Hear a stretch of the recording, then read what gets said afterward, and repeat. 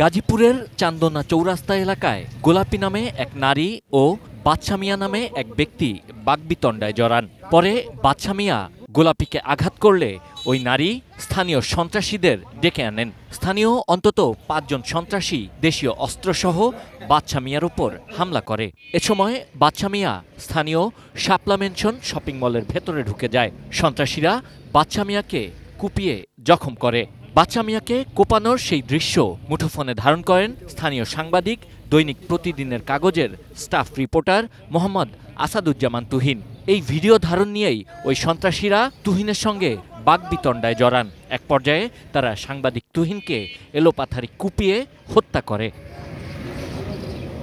বাদশা মিয়ার সঙ্গে কথা বলেছে এটিএন নিউজ। বাদশা মিয়া গাজীপুরের জয়দেবপুর হাসপাতালে চিকিৎসা নিয়েছেন। তিনি নিশ্চিত করেছেন ওই নারীর সঙ্গে এই সন্ত্রাসীদের সখ্য ছিল। মেয়ের বেশি কিছু করা আমার স্যার,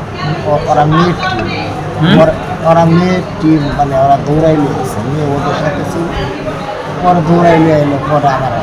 পরে আমি ওই মেয়েরা ধাক্কা মারছি, ওর ধাক্কা বলে স্যার ওরা খুব শুরু করছে। ডিজাইন, এলিগেন্স, বিউটি, সেরা পণ্য সবার জন্য জেভিকো। ঘটনার পরপর বিভিন্ন জায়গায় প্রচার হয় চাঁদাবাজির ঘটনার ভিডিও ধারণ করায় সাংবাদিক তুহিনকে ওই চাঁদাবাজরা হত্যা করেছে। কিন্তু প্রাথমিক তদন্তে পুলিশ নিশ্চিত হয়েছে এখানে চাঁদাবাজির কোনো ঘটনা ছিল না। এরা কখনো এলাকায় থাকে, কখনো এলাকার বাইরে চলে যায়। এরা আসলে এখানকার স্থায়ী সবাই না।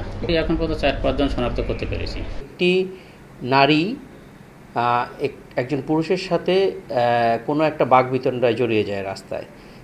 সেই সময়ে ওই একটি পুরুষ ওই নারীকে আঘাত করে।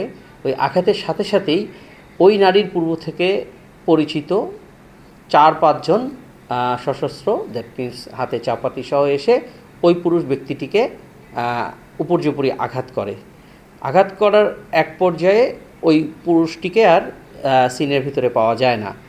পরবর্তীতে আমরা খোঁজ নিয়ে জানতে পারি এই পুরুষটি আমাদের জয়দেবপুর সদর হাসপাতালে আছে। তার নাম বাদশা মিয়া। তার সাথে আমাদের পুলিশের কথা হয় এবং আমরা তার মাধ্যমে এবং স্থানীয় মাধ্যমেও জানতে পারি যে ওই যে এই নারীকে ওই বাদশা মিয়া আহত করেছে এবং আহত করার কারণে ফলশ্রুতিতে যে ৪-৫ জন ছেলে এসে উপর্যুপরি বাদশা মিয়াকে কোপালে, এই দৃশ্যটি ওই চৌরাস্তায় অবস্থিত সাংবাদিক তুহিন তার মোবাইলে ধারণ করে।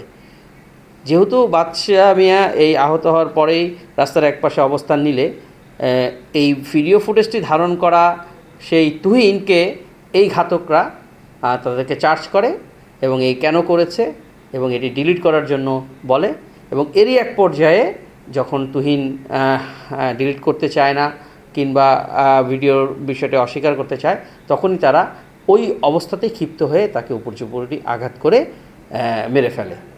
তো আসলে এখানে একটি নারী ঘটিত বিষয়কে কেন্দ্র করেই এই প্রথমে একটি আহতের ঘটনা এবং পরবর্তীতে একটি কুপিয়ে হত্যার ঘটনা ঘটেছে। এর বাইরে আমাদের তদন্তে অন্য কিছু উঠে আসেনি। এই ঘটনায় ইতিমধ্যে হত্যা মামলা দায়ের হয়েছে। শত শত মানুষের সামনে প্রকাশ্যে একজন সাংবাদিককে এভাবে কুপিয়ে হত্যার ঘটনায় জড়িতদের ধরতে ইতিমধ্যে শুরু হয়েছে অভিযান। Sabbir Ahmed, ATN news, Dhaka.